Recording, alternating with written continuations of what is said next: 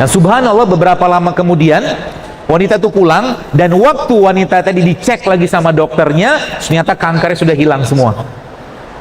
Ini yang saya katakan solusi spiritual. Solusi spiritual yang banyak umat Islam tidak pakai, atau lupa bahwa Islam memberikan pedoman yang luar biasa. Ketika cinta itu disebarkan, ketika kasih sayang itu disampaikan kepada orang, diberikan kepada orang, maka Masya Allah, efeknya luar biasa. Itu yang saya katakan solusi spiritual. Maka umat Islam kalau menggunakan solusi-solusi spiritual tadi, sebenarnya banyak penyakit bisa hilang, ya. Apalagi sekarang, baru sekarang kita lihat penyakit degeneratif, ya, penyakit degeneratif mulai dari stroke, kencing manis, darah tinggi. Solusi spiritualnya apa? Ada 3. Nanti saya akan cobakan bahwa ternyata ada 3 poin penting yang akan saya sampaikan hari ini. Sering saya sampaikan bahwa dalam kajian-kajian saya sampaikan bahwa Masya Allah, ternyata kalau mau ngobatin penyakit itu gampang. Ya, seperti tadi Pak Samsu gitu kan, ngerti ini masalahnya apa gitu kan. Tubuh kita tuh sekarang saat ini kenapa jadi masalah? Karena pertama dia yang justru malah kita tidak banyak kasih nutrisi atau kasih zat gizinya, itu justru malah organ yang paling penting dalam tubuh kita. Organ tersebut namanya apa? Kolbu. Kita nggak tahu organ itu letaknya di mana, tapi Nabi pernah menyebutkan sebuah hadis, kata Nabi apa? Iza sholahat sholat jasad kulluhu, wa iza fasadat fasada jasad kulluhu. Contoh begini. Kurma ini makanan sehat, teman-teman sekalian. Ya, sangat sehat, ya. Ya, dia mengandung besi, dia mengandung kalsium, dia mengandung berbagai macam bahan penting dalam tubuh kita. Tapi kalau seandainya kurma ini dimakan berlebihan, pasti muncul masalah. Seperti itu. Nah, pertanyaannya, bagaimana kurma ini bisa menjadi makanan buat raga kita? Ya, gampang, tinggal ambil kurma, makan, selesai, sehat kita. Tapi pertanyaannya, bagaimana kurma ini bisa menjadi makanan buat kolbunya kita? Caranya adalah Anda makan 1, 2, 3 butir kurma, lalu kurma tadi Anda kasih ke orang lain. Tahu ya? Anda kasih ke orang lain, maka dia akan menjadi makanan buat kolbunya kita. Berupa apa? Berupa kasih sayang, berupa cinta, begitu.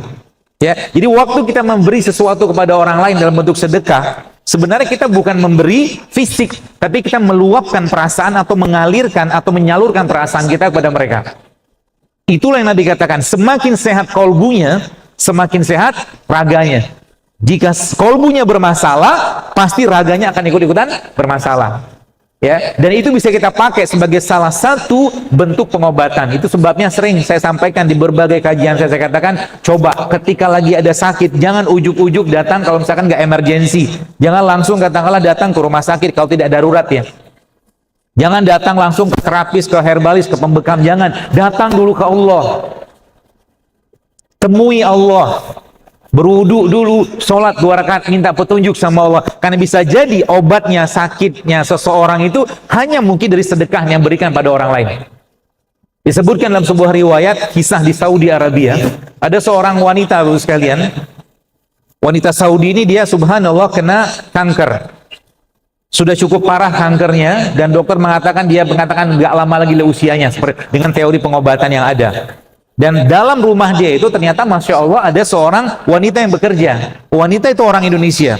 Menariknya, setiap per 2 jam, wanita tadi, orang Indonesia tadi, itu pergi ke toilet, ke kamar mandinya. Apa yang dikerjakan? Dia orang bingung. Ini apa ini orang? Kenapa bolak-balik kamar mandi?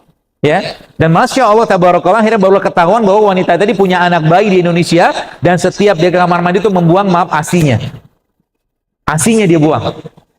Ya, bayangkan. Dan ketika wanita Saudi tadi mengetahui kejadian tersebut, ini kisahnya masyhur sekali waktu itu di Saudi, dan subhanallah akhirnya apa? Dia suruh pulang karyawan tadi, dia punya khadimat tadi, pembantu tadi, dia suruh pulang, kamu pulanglah, gajimu tetap saya berikan, dan nanti kalau kamu pulang kabari saya ke sini. Kalau kamu pulang lagi ke Indonesia, dikasih kesempatan 6 bulan untuk menyusui anaknya, nanti kalau kamu mau pulang lagi kabarin saya akan ongkosi lagi kamu balik ke sini. Dan subhanallah beberapa lama kemudian wanita itu pulang, dan waktu wanita tadi dicek lagi sama dokternya, ternyata kankernya sudah hilang semua. Ini yang saya katakan solusi spiritual. Solusi spiritual yang banyak umat Islam tidak pakai, atau lupa bahwa Islam memberikan pedoman yang luar biasa, ketika cinta itu disebarkan, ketika kasih sayang itu disampaikan kepada orang, diberikan kepada orang, maka Masya Allah, efeknya luar biasa. Contoh, ketika kita memberikan uang kepada orang, ini contoh saja, 5.000 ya, atau mungkin 2.000 atau berapapun lah, 10.000, yang uang-uang jumlah kecil gitu kan. Orang itu ketika menerima apa namanya, uang kita, ya pasti dia akan mengucapkan Alhamdulillah, terima kasih, Masya Allah, Alhamdulillah, seperti itulah. Coba teman-teman sekalian, ya, kita mulai menaikkan ya derajat atau mungkin pintu apa tuh namanya, pintu atau keran perasaan kita tuh kepada orang lain. Ya, dengan cara apa? Misalkan biasa ngasihnya 10.000, sekarang kasih 100.000. Biasa kasih misalkan 50.000, sekarang kasih 200.000. Dibuka kerannya lebih besar. Sebenarnya kita membuka perasaan lebih besar, dan perasaan seperti itulah nanti akan langsung ke langit. Karena itulah bentuk rasa cinta kita kepada Allah dengan memberikan sesuatu kepada orang dalam bentuk uang sebagai simbolnya, atau mungkin apapun bentuk sedekahnya. Seperti itu. Ya, itu yang saya katakan solusi spiritual. Maka umat Islam kalau menggunakan solusi-solusi spiritual tadi, sebenarnya banyak penyakit bisa hilang, Ya, apalagi sekarang, Bapak sekalian, kita lihat penyakit degeneratif, ya, penyakit degeneratif mulai dari stroke, kencing manis, darah tinggi. Solusi spiritualnya apa? Ada 3. Nanti saya akan sebutkan bahwa ternyata ada 3 poin penting yang akan saya sampaikan hari ini. Pertama, ya, kepean yang baru ditulis tadi. Ya, ada 3 U ya akan saya sampaikan. Yang pertama, bersihkan tubuhmu. Ya, bersihkan tubuh. Yang dibersihkan apa? Sebenarnya bukan raganya, kolbunya dulu dibersihin. Dengan cara apa? Bersedekah, berbagi, berbuat baik sebanyak-banyaknya, bersihkan. Ya, puasa itu sebenarnya salah satu bentuk pembersihannya. Sayangnya bulan Ramadan, Bapak sekalian, ya, banyak umat Islam ya saya melihat itu malah justru tidak memanfaatkan Ramadan sebagai bulan bersih-bersih badannya.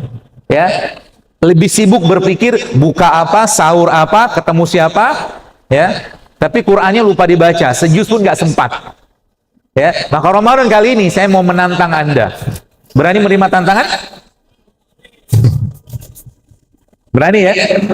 Ramadan kali ini Bapak sekalian, yang harus kita kerjakan nanti, bukan harus ya, saya menantang Anda, yuk kurangi makan. Berani nggak? Kurangi makan, perbanyak ibadah. Siap? Mendadak sedih gitu ya. Hah? Apalagi biasa di masjid kan bukanya biasa pakai gorengan. Ya, biasa pakai gorengan, kemudian macam-macam lah gitu, nggak ada perubahan dengan 11 bulan yang lain. Coba bulan Ramadan kali ini teman sekalian, saya mungkin ya berharaplah, minta ya, agar kita lebih banyak memperbanyak ibadah daripada memperbanyak makan. Makan udah cukup lah 11 bulan. Udah banyak kita makan. Ya, bulan Ramadan fokusnya ke ibadah, sedekah, baca Quran, zikir, bantu orang, seperti itu. Ramadan kali ini. Kan udah mulai dekat yang kita ke Ramadan. Pertama itu, bersihkan tubuhmu. Maka sebenarnya tubuh kita Bapak sekalian sudah di set up sama Allah untuk bisa membersihkan tubuhnya sendiri. Ya, membersihkan tubuhnya dan memperbaiki tubuhnya. Asal apa? Dibersihin dulu. Maka ada protokol dalam Islam sebenarnya. Saya menyebutnya protokol. Yang itu syariat sebenarnya. Kalau kita katakanlah, mungkin Anda saya tanya di sini, saya juga ditanya, lebih senang makan atau tidak makan? Jawabannya pasti lebih senang makan. Kan gitu. Kita semua pasti lebih senang makan. Karena kita punya nafsu. Maka Allah wajibkan untuk kita tidak makan. Namanya apa? Puasa Ramadan. Dan secara sains memang ternyata proses bunuh diri sel kita itu terjadi pada per 12 hari. Jadi pernah saya sampaikan juga bahwa kalau kita ambil angka 365 dibagi 12 maka akan ketemu angka 30. Jadi bahasanya sebenarnya muslim atau tidak muslim dia setahun, dia sebenarnya perlu mengistirahatkan lambungnya 30 hari untuk memperbaiki fungsi sel atau fungsi tubuhnya. Yang kita kenal namanya puasa Ramadan. Itu sebabnya puasa Ramadan itu teman-teman sekalian sebagai salah satu bentuk detoksifikasi yang terbaik, dan Allah sampaikan dalam Al-Quran. Apa kata Allah? Ya ayyuhallazina amanu kutiba alaikumusiyam kama kutiba alal ladzina min qablikum. Jadi sebelum kalian, kata Allah, sudah ada syariat ini. Kita sama Nabi Adam sama apa? Jeroannya sama, cuma beda di casing maksud saya. Casing Nabi Adam 60 hasta, 27 meter. Tapi jeroannya sama. Maka syariat puasa itu sejak lama sudah ada. Maka kalau kita memberikan atau mengambil konsep perbaikan tubuh itu sebenarnya yang paling utama bersihkan badan dulu. Ya, jadi kalau saya lihat ternyata pola-pola itu sederhana sekali. Nanti kita akan bahas tentang kunyit sedikit insya Allah. Ya, bersihkan tubuhmu. Yang kedua apa, teman-teman sekalian? Yang kedua, isi dengan bahan baku. Jadi 3 U. Pertama, bersihkan tubuhmu. Yang kedua, isi dengan bahan baku. Baik, kita lihat badan kita. Isi badan kita ini apa? Kalau dibongkar, ada gen segala macam, isinya cuma asam amino. Yang kita kenal dulu dengan adenin, tirosin, guanin, sitosin, ATGS. Isinya asam amino. Maka Allah Subhanahu wa taala memberikan kepada kita di muka bumi ini asam amino terbaiknya. Salah satunya apa? Ini kan. Kurma. Maka Nabi SAW pernah sampaikan bahwa rumah di dalamnya ada kurma, maka rumah tadi tidak akan kelaparan. Asam amino yang kedua yang terbaik apa? Madu. Madu. Jadi isi dengan bahan baku. Maka habis puasa kita disunahkan untuk berbuka dengan kurma, bukan gorengan. Gorengan. Ya. Boleh nggak makan gorengan? Boleh. Gorengan halal nggak? Halal. Sehat nggak? Kenapa dimakan? Enak. Penyakit nggak itu? Kalau semua makan untuk enak, penyakit namanya. Ya, teman-teman sekalian gitu ya. Jadi isi dengan bahan baku, ya. Dan ada bahan baku yang ketiga yang ada di Indonesia nih. Yang subhanallah kalau ini dipakai teman-teman, masya Allah luar biasa. Harusnya Indonesia ini menjadi negara paling sehat di dunia, negara yang paling bebas kanker harusnya.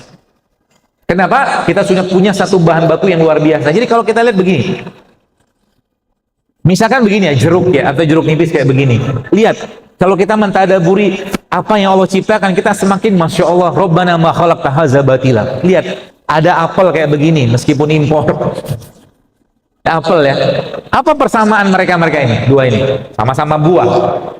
Lihat lagi ada pisang di sini, atau jeruk lah. Apa persamaannya? Allah menciptakan mereka ada kulitnya, ya kan? Semua ada kulitnya, teman-teman sekalian. Ada kulitnya. Kulit ini pelindungnya.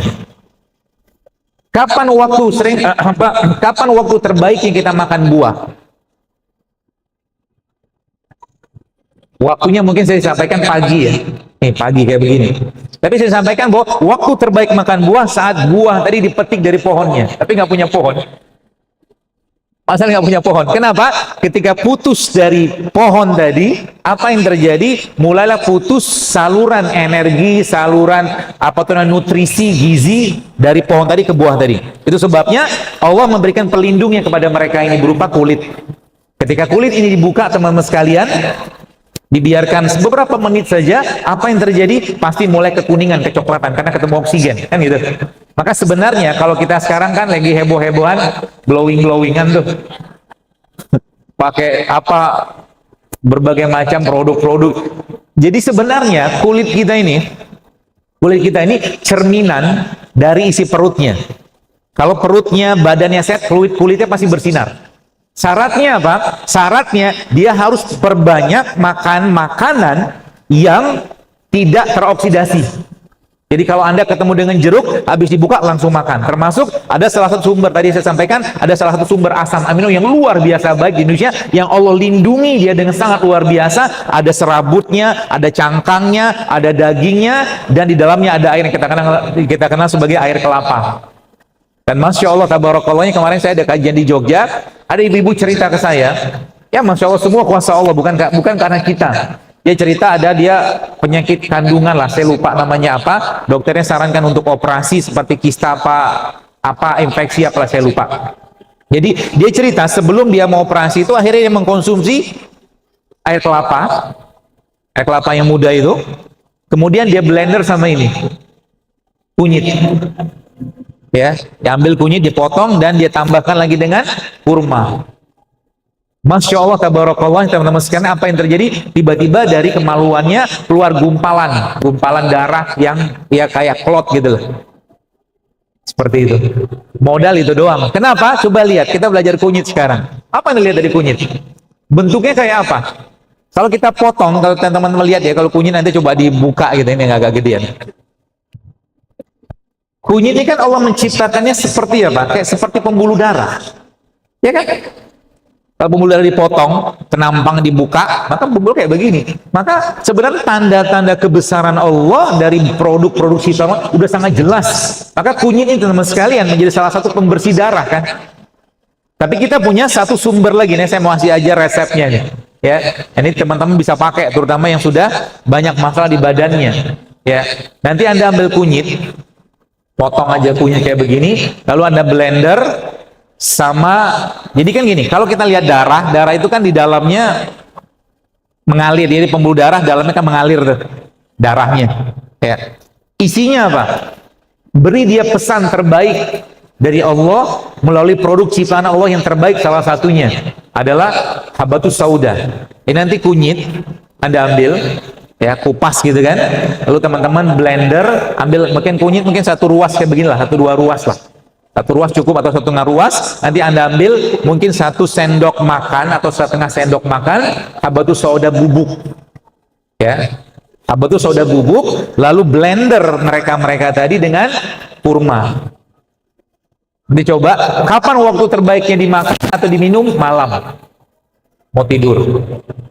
Kenapa? Lihat kata Allah dalam Al-Quran, malam itu adalah waktu terbaiknya untuk istirahat. Maka malam bukan waktu terbaiknya untuk banyak makan. Kasih petugas istirahatnya lebih, atau petugas kebersihan lebih banyak. Siapa petugas kebersihannya? Ya salah satunya itu tadi, isi bahan baku. Jadi isi bahan baku itu asam amino. Maka coba mulai rutinkan teman-teman sekalian, dalam 1 minggu tuh Anda mungkin 2-3 kali minum air kelapa asam amino, tapi syaratnya jangan pakai gula. Sudahlah, talak 14 sama gula pasir, ya, jangan talak 3 lagi, talak 14 sama gula pasir, nggak ada lagi. Anda sudah cukup manis tanpa gula pasir, tenang aja, yakinlah. Ya, kalau Anda pengen makan manis, ambil manis dari sumber kayak begini. Minum teh tawar tapi makannya kurma, jauh lebih sehat.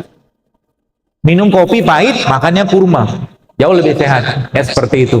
Ya, jadi itu ya. Jadi teman-teman, yang pertama tadi, bersihkan tubuhmu, kolbumu, ya, dengan puasa, dengan berbuat baik, fisiknya dengan puasa. Ya.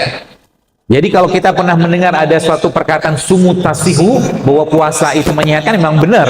Maka coba lihat, ada 30 hari Ramadan, ada 6 hari Syawal, ada puasa Senin Kamis, ada Ayyamul Bid, ada puasa sunnah, dan tambah 1 lagi berbekam.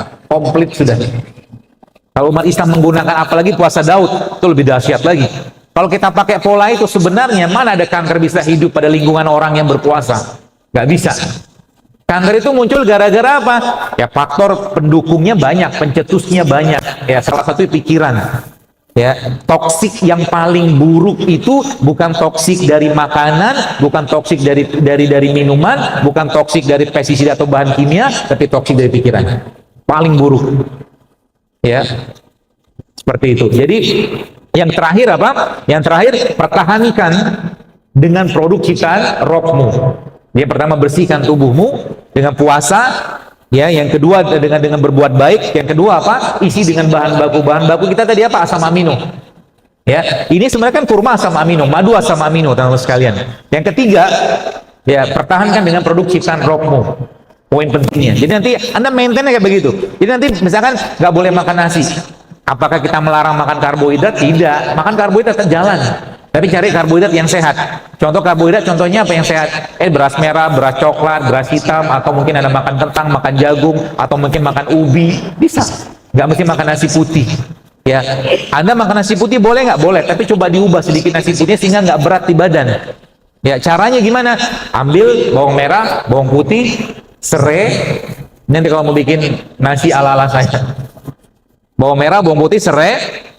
Ya, Anda tumis dengan minyak zaitun api kecil aja, atau tumis dengan minyak kelapa. Tumis pelan aja sampai ada keluar aroma sedikit, kasih garam sedikit, kasih lada hitam, masukkan ke nasinya. Lalu Anda makan dengan apa? Dengan sambal yang terbaik, namanya sambal kurma.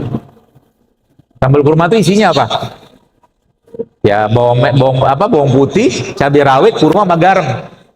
Aduk-aduk tuh di nasinya. Terus Anda cemplungin ke situ, makanan terbaik untuk usus kita namanya apa? Tempe. Enak? Enak banget. Bukan nasi goreng itu, Pak. Nasi goreng. Mirip nasi liwet. Cuma nasinya apa? Karena nasinya sekarang ketika kita masukin cabai rawit, kita masukin bawang merah, bawang putih, sama serai, dia ada teman nasinya, bukan gula sendirian. Sehingga buat badan kita nggak terlalu berat untuk dicerna. Ya, seperti itu. Jadi yang terakhir ya tadi ada pertahankan dengan produk ciptaan Allah. Indonesia kaya dengan produk ciptaan Allah yang luar biasa. Modal dua ini saja teman-teman sekalian, kita bisa mendapatkan manfaat yang luar biasa. Nah, ini saya kasih resepnya.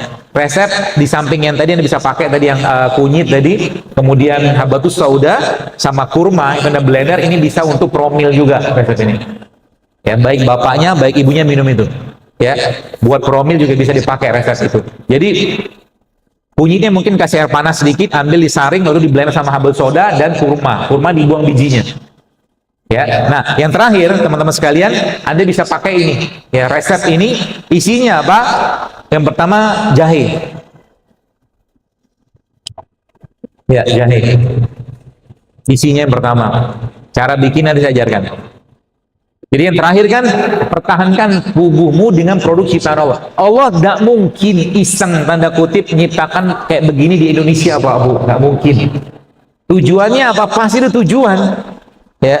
Untuk apa? Untuk menjadikan penduduk negeri ini sehat dan bertakwa. Karena sehat, seperti saya sampaikan, harus bikin kita makin taat.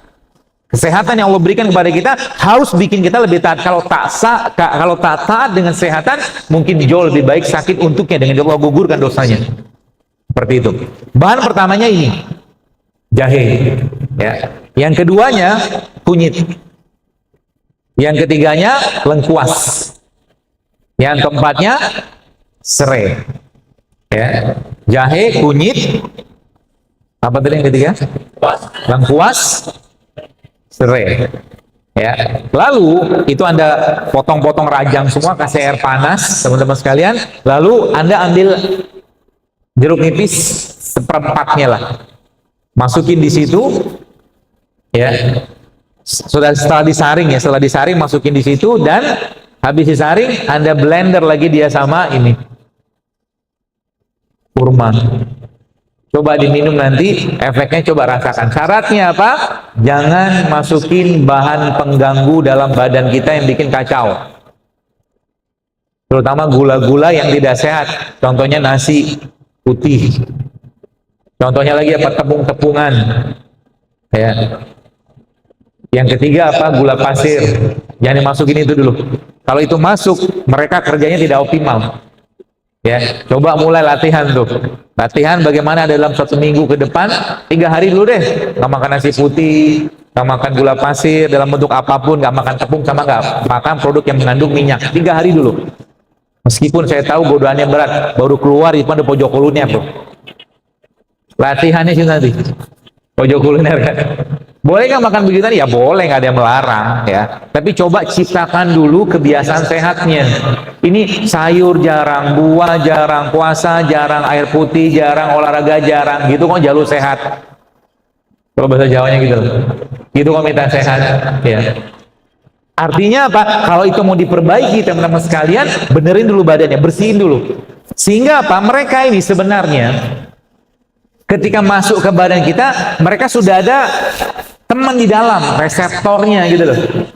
Jadi waktu dia masuk dalam udah cocok, ke jantung cocok, ke ini cocok. Inilah yang saya katakan produk ciptaan Allah ini. Makanya kalau ada orang tanya ke saya, dokter maaf kunyit itu aman nggak? Kemarin pas ada kajian di satu tempat, ada seorang yang bertanya ke saya, dokter itu dosis kunyit itu seperti apa? Dia bilang, kita kan butuh dosis, dia bilang. Terus saya balikin sama dia, emang menjawab seperti itu, saya katakan nggak perlu ilmu tinggi-tinggi. Tolong kasih saya data, apakah di negeri kita ini ada orang keracunan minum kunyit, saya bilang. Ada nggak sih? Nggak ada loh. Karena toh kita mau minum kunyit apa? Sejempol, sejari, seruas. Sebanyak apa sih kita minum kunyit gitu loh. Hebohnya minta ampun dengan dosis gitu kan. Itu sebabnya sering saya sampaikan, kita kan pakai TF kan. TF itu apa? Takaran feeling. Takaran feeling. Pakai perasaan aja gitu kan. Ibu-ibu biasanya kalau masak juga nggak ditaker. Ya masak ini, masak itu nggak ditaker gitu loh. Masak aja. Hasilnya juga enak karena masaknya dengan cinta. Betul loh. Coba dia masak sup, masak apa pindang gitu kan, sup lah. Ditakar tuh jahenya sekian, cengkeh sekian, apanya sekian, bawangnya sekian, coba ditakar. Tapi masaknya lagi bete, lagi baper, lagi marah, gak bakal kerasa tuh makanan. Ya kan, seperti itu. Dia pengendali semua teman sekalian. Dia pengendali. Maka jaga hati baik-baik. Kalau dia nggak perlu marah, jangan marah. Ya. Dan hati itu ya mungkin terakhir, hati kita itu teman-teman sekalian dia nggak butuh banyak makan. Kolbu kita nggak butuh banyak makan. Makanannya justru malah kebaikan. Itu sebabnya Nabi pernah sampaikan bahwa ada dua yang menyebabkan lemahnya iman seseorang. Ya, bukan Nabi, tapi ulama menyebutkan lemahnya iman seseorang karena dua. Yang pertama banyak bicara, yang kedua banyak makan. Kalau udah banyak makan, apa yang terjadi? Gemuk lah. Orang banyak makan pasti gemuk. Mau apa lagi ngomongin?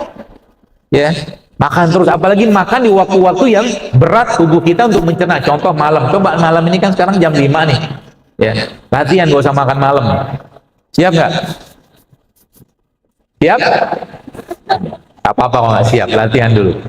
Ya, seperti itu ya. Jadi poin-poin penting itu teman sekalian bisa kita praktekkan. Dan terakhir nih mungkin banyak pola-pola yang Nabi pernah sampaikan kepada kita. Kalau kita ikuti itu baik-baik, sebenarnya itu luar biasa. Ada satu pernah sebutkan sebuah riwayat hadis, Nabi pernah menyebutkan bahwa dalam satu bulan Rasulullah SAW tidak makan apapun kecuali beliau makan kurma dan air putih. Pernah sebut dengar riwayat itu ya? Bukan Nabi miskin, bukan. Kalau Nabi mau mah tinggal minta. Tapi Nabi mengajarkan, dan memang dalam piramida detoksifikasi, piramid yang paling tinggi itu adalah memang puasa air. Jadi kalau nanti teman-teman ya yang mau promil, yang mau badannya sehat, yang katakanlah sudah sekian banyak obat masuk ke badannya, sudah sekian banyak katakanlah herbal nggak berefek ke badannya, dan pengen meriset ulang badannya, maka selama 24 jam Anda tidak ngapa-ngapain kecuali puasa. Puasa itu bukan nggak makan tapi minum air aja. Hanya 24 jam. Itu seperti tubuhnya akan teriset sendiri, dan bagi laki-laki itu akan memboost up, akan mengeluarkan testosteron lebih banyak. Bagi laki-laki, bagi perempuan dia akan mereset hormonnya. Simple sebenarnya. Apalagi kita tambahkan dengan kurma. Tapi ingat jangan berlebihan juga kurmanya. Karena kurma isinya apa? Gula. Gula kalau berlebihan juga bermasalah. Kita pernah mendengar dari seorang ulama besar ya, ulama Islam, itu pernah disebutkan itu matinya karena banyak makan kurma. Ada kayak begitu. Mungkin gak usah saya sebutkan namanya. Dia mati karena makan kurma terlalu banyak. Ya, kenapa? Kurma sehat, tapi satu hari makan kurma 1 kilo, diabetes juga dia. Madu kayak begini, subhanallah sehat luar biasa. Ya, maka madu tapi kita minum 1 hari mungkin 1 liter, ya kebanyakan. Ya, apalagi dengan saya pernah sampaikan bahwa sebenarnya kalau kita mengikuti pola-pola sederhana dan kita ngikutin ritmenya sholat, gampang sekali. Teman-teman waktu mau sholat coba minum air putih satu gelas setiap mau sholat. Minum air putih 1 gelas setiap sholat. Apa yang terjadi? Lihat badan Anda. Karena waktu sholat itu adalah perubahan metabolisme di badan dan perubahan metabolisme atau perubahan suhu di bumi. Waktu sholat itu. Sholat 5 waktu itu perubahan suhu bumi. Maka saat itu waktu terbaik apa? Untuk memberikan yang hidup kepada badan kita berupa air. Ya, nanti coba dilatih tuh. Waktu mau sholat minum air 1 gelas, sholat subuh 1 gelas, zuhur 1 gelas, asar 1 gelas, maghrib 1 gelas, isya 1 gelas. Ya mungkin sekitar 500 mili kebanyakan, mungkin 300 mili sudah cukup. Apa yang terjadi? Tubuh akan diperbaiki dan ditambah lagi dengan yang tadi saya sampaikan tadi. Ya, seperti itu. Jadi sebenarnya simple ya kalau kita mau nahan nafsunya aja. Contoh begini. Kalau sekarang saya ada 1 piring nasi goreng di tangan kanan saya, dengan 1 piring yang katakanlah makanan saya misalkan seperti kurma. Kalau saya tanya teman-teman, sehatan yang mana? Yang ini kan. Tapi kalau saya jujur tanya, yang dimakan yang mana? Kenapa dimakan nasi goreng? Karena enak. Kan gitu kan? Nah, semakin banyak fitrah kita. Jadi ketika gini, kolbunya, hatinya, jiwanya bilang makanlah ini gitu kan, kita langgar terus-menerus, lama-lama dia nggak berfungsi, bawaannya pengen yang ini terus, akhirnya apa? Nafsu yang diutamakan gitu loh. Makanya ada seorang dokter namanya Dr. Umar Al-Faruq, dikatakan bahwa lapar itu elemen kedisiplinan pertama diri kita. Kalau Anda bisa ngontrol lapar, dia katakan Anda bisa ngontrol yang lain. Coba dilatih laparnya ya. Hari ini kan hari Sabtu nih, besok Ahad, kalau Anda pergi ke kondangan, kan banyak makanan tuh. Ya, Anda mau berjuang di sana. Saya kemarin alhamdulillah ke Bukit Tinggi. Di Bukit Tinggi ya, sudah tahu kan di pasar atas itu kan ada makanan yang nggak enak tapi enak banget. Sangat. Ada teman saya bilang makanan Padang itu nggak enak tapi enak banget. Masalahnya kenapa ada rumah sakit stroke di Padang? santan gitu. Gitu loh. Silakan makan padang, silakan makan makan yang enak tapi nggak sehat tadi silakan. Tapi ingat, Anda tanggung jawab bakar kalorinya. Tanggung jawab. Kalau nggak siap bakar kalori jangan makan, mendingan buah aja deh. Ya, mendingan buah. Nggak ada ceritanya orang makan buah gemuk. Nggak ada kan? Nggak ada. Makanya kalau orang bilang, "Dok, kalau nanti saya makan buah kebanyakan gimana?" Aman, insya Allah. Asal apa dibakar juga. Karena kan buah dingin, harus ada exercise juga, ya. Jadi mau makan enak, ingat bakar kalorinya. Lihat kalau mau makan, mulai sekarang teman-teman kalau mau makan pikirin baik-baik. Kalau saya makan ini, kira-kira bikin sehat atau bikin masalah? Ya, mikirnya kayak begitu. Kalau bikin masalah nggak usah dimakan, ya. Siap nggak begitu? Nggak mau jawab gitu. Nanti ya kalau udah tercipta kondisi kita, pikiran kita udah senang kayak begitu, aman gitu teman sekalian, ya. Banyak makanan kita bisa bikin tiap hari pun bisa. Contoh nih, ibu-ibu nih, coba pagi-pagi dibikin bapak-bapaknya tuh di rumah gitu kan, yang kalau sudah punya suami. Kalau belum ya maaf, sepertinya banyak yang belum. Nanti ambil sayur tuh, sayur yang warnanya berbagai macam warna, ada merah, ada kuning, ada putih, ada orange, ada ungu. Ambil sayur-sayur tadi, ya, potong-potong kecil, kasih suaminya. Tapi jangan langsung kayak begitu, ya langsung jangan sayur doang. Kasih jeruk nipis, kasih zaitun, kasih lada hitam, kasih madu sedikit, atau Anda bisa bikin toppingnya pakai alpukat. Toppingnya pakai alpukat. Alpukat diapain? Dikerok, kasih bawang putih sedikit, dikit aja bawang putihnya, mungkin seruas kecil aja, kasih sedikit garam, kasih lada hitam, kasih jeruk nipis. Itu akan jadi toppingan yang sangat enak pagi-pagi untuk dikasih ke suami. Insya Allah suami di kantor gak akan ngantuk kalau punya suami. Ya kalau punya suami. Nah yang belum dia mudah-mudahan punya. Simple, mengubah isi piring kita teman-teman sekalian akan merubah banyak hal dalam kehidupan kita. Ya, saya sebenarnya cukup khawatir sekarang dengan bertebarannya berbagai macam warung-warung yang menjual makanan, minuman yang penuh dengan gula. Kemarin saya sempat lihat satu produk kemasan gitu ya, subhanallah, waktu saya cek, bukan dalam video itu, waktu dicek itu kan, itu 40% isinya gula. Teman-teman mungkin, terus kenapa? Ini saya katakan kalau begini semua, bahasa saya kayak program pendiabetesan massal, saya bilang. Program pendiabetesan massal. Siapa mau tanggung jawab? Sekarang Allah menciptakan kita. Ini sebagai penutupnya. Kata Allah, "Walaqad insana fi ahsani taqwim." Kata Allah, kami ciptakan manusia itu dengan sangat sempurna. Teman-teman, cobalah berazam meminta kepada Allah agar apa? Ya Allah, nanti kalau aku kembalikan jasad ini kepadamu saat nyawaku engkau ambil, semoga saya bisa kembalikan dalam bentuk yang sempurna tanpa penyakit sebagaimana dulu kau menciptakan aku. Sehingga nanti apa? Anda hidup sehat bukan untuk lifestyle. Anda hidup sehat bukan untuk gaya-gayaan, tapi untuk memberikan yang terbaik untuk Allah, menjaga badan ini, untuk menjaga rasa syukur kita dan ketaatan kita kepada Allah SWT.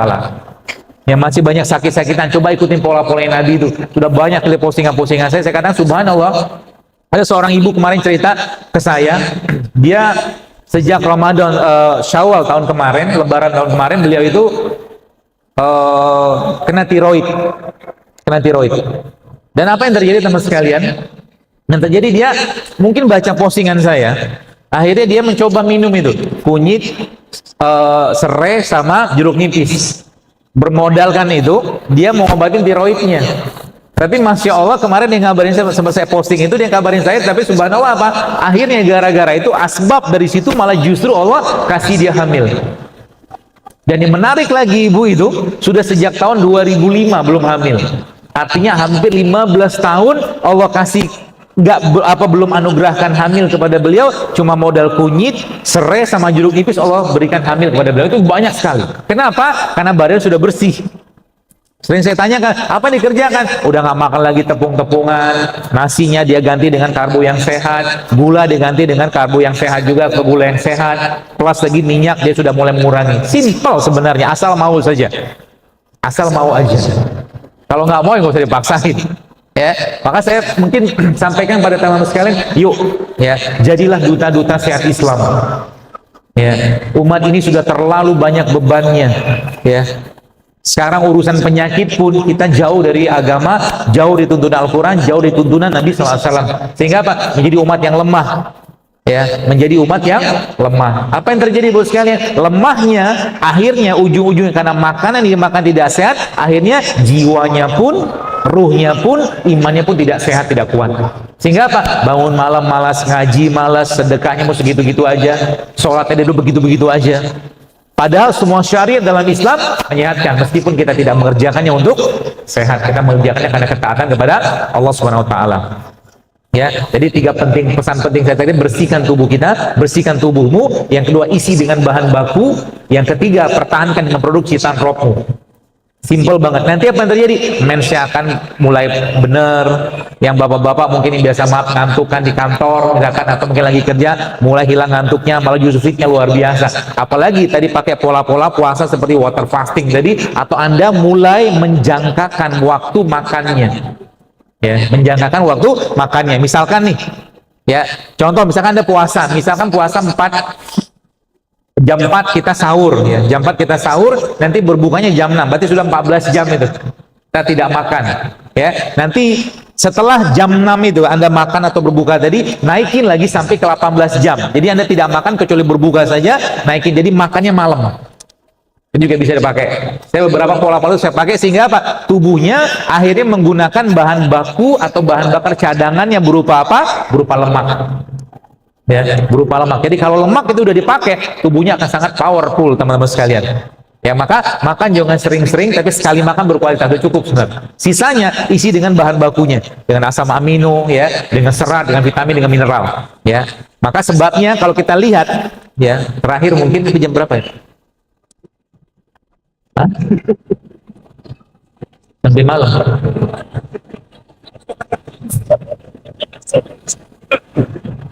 Kita sampai 7% dulu, kemudian ada sesi menjawab. Baik, coba lihat alam semesta ini, teman sekalian. Dari tumbuhan dan hewan yang Allah ciptakan, banyakan mana? Banyak tumbuhan. Lebih banyak tumbuhan yang Allah ciptakan. Dan kalau kita lihat gigi kita, ya memang tidak jadikan patokan baku, tapi benar, mungkin menurut saya gitu kan. Ada seorang dokter pernah mengatakan bahwa gigi manusia itu lebih banyak gigi yang berhubungan untuk mengolah makanan-makanan atau ya makanan yang non hewan. Karena 28 gigi seri dan geraham kita, 4 gigi taring. Gigi taring kan gunanya untuk apa? Untuk merobek, merobek, mengoyak, gitu kan, yang berhubungan dengan protein hewan. Dan Allah ciptakan sayur dan buah lebih banyak. Lihat lagi, warnanya lebih banyak apa di alam semesta ini? Lebih banyak Allah ciptakan warna hijau. Sayur yang berwarna hijau jauh lebih banyak daripada sayur-sayur yang berwarna yang lain. Dan warna hijau dalam ilmu makanan yang saya pahami itu paling bagus untuk detoksifikasi. Maka kita sedang mengenal ada kayak brokoli, ada bokcoy, pokcoy itu, ya, apa gitu. Itulah yang warna hijau itu, yang memang sayuran tadi punya fungsi detoks yang luar biasa ke badan kita. Seperti itu aja, apalagi kita menggunakan konsep-konsep begini, kan Masya Allah. Kalau seandainya ya, saya katakan teman-teman, lihat kayak begini, lengkuas, ada kunyit, ada seri, ada jahe, kan bentuknya nggak jelas kayak begini kan. Kan bentuknya nggak jelas. Nah, kanker itu bentuknya nggak jelas. Kan gitu. Maka coba baca penelitiannya. Kunyit anti kanker, jahe anti kanker, lengkuas anti kanker. Boleh, Masya Allah. Temulawak anti kanker. Kita pakai katakanlah rumus, contoh misalkan Anda yang di sini mungkin maaf ada yang kena gangguan atau masalah liver, fatty liver atau perlemakan di hati, gampang sekali ngobatinnya. Kasih bahan bakunya dia. Yang pertama tadi apa? Air kelapa contohnya. Ambil air kelapa. Air kelapa apa? Air kelapa yang paling baik adalah air kelapa yang muda. Ya, yang ada apa, dagingnya masih halus. Nanti air kelapanya di blender sama apa, sama kalau misalkan buat liver Anda ambil 2, misalkan temulawak sama kunyit, kasih dia bahan baku asam aminonya, air kelapa asam amino, tapi kita tambahkan dengan produknya Al-Quran atau produknya hadis Nabi SAW, contohnya apa, kurma atau madu. Itu kan jadi pembersih liver yang luar biasa. Simple, asal apa, jangan lagi kotori atau jangan lagi masukin yang bikin berat di badan. Ya, jadi semakin kita mentadaburi ayat Allah, sebenarnya kayak sekarang gitu kan, saya kalau menggunakan konsep-konsep ini nurunin berat badan tuh gampang banget. Pak Syamsu tadi subhanallah 10 kilo turun coba. Sekarang malah bingung gitu kan, mau naikinnya gimana? Ya, seperti itu. Tapi ingat, kalau sudah termaintain teman-teman sekalian, Anda harus tetap loading protein, karbo, segala macam yang sehat, ya. Insya Allah kan jauh lebih gampang, ya. Dan mereka ini sebenarnya kita lihat Allah menciptakan Indonesia atau menjadikan Indonesia ini penuh dengan rempah-rempahan. Jadi mulai sekarang saya mungkin kalau boleh menyarankan masjid-masjid nanti kalau lagi buka bersama atau lagi Ramadan, coba dibikin tuh kan gampang, kunyit, jahe, serai kan bisa dibikin tuh. Murah kan? Ya, mudah-mudahan nanti kita bisa bikin itu kedai-kedai JSR di setiap masjid gratis. Boleh gitu ya? Ya nanti setiap orang ke masjid suruh minum madu, suruh minum jahe, suruh minum kunyit, suruh minum serai, murah meriah. Ya semoga abang-abang pedagang sayur rempah-rimpangnya nggak dengar. Dinaikin lagi harga, karena sekarang jahe sudah mulai naik harganya. Iya benar ya? Jangan-jangan ikut kajian dia. Mungkin. Ya seperti itu. Baik, mungkin begini teman-teman sekalian, dan mudah-mudahan bermanfaat sharing saya ini, dan mudah-mudahan buku ini juga bisa teman-teman aplikasikan, dan kalau sudah dipraktekkan ya coba sampaikan pada orang lain ya, sehingga kita dapat pahala berantai semuanya. Siapa tahu dengan sekedar menyarankan kunyit, mungkin serai atau apapun bentuk-bentuk seperti itu, Allah sehatkan dia dengan kehendaknya sehingga dia bisa ibadah lebih baik seperti itu. Wallahu a'lam bishawab. Terima kasih atas perhatiannya dan semoga bermanfaat, dan bukunya katanya ada di Syamil ya. Teman-teman bisa dapatkan di depan sana, tapi nggak janji bisa tanda tangan atau tidak. Karena kelengar juga mau tanda tangan 1000-an gitu kan. Demikian mungkin nanti saya coba tanda tangan yang bisa saya tanda tangan, mudah-mudahan ya. Nanti bisa dikoordinasi ya teman-teman di sini. Demikian mungkin. Assalamualaikum.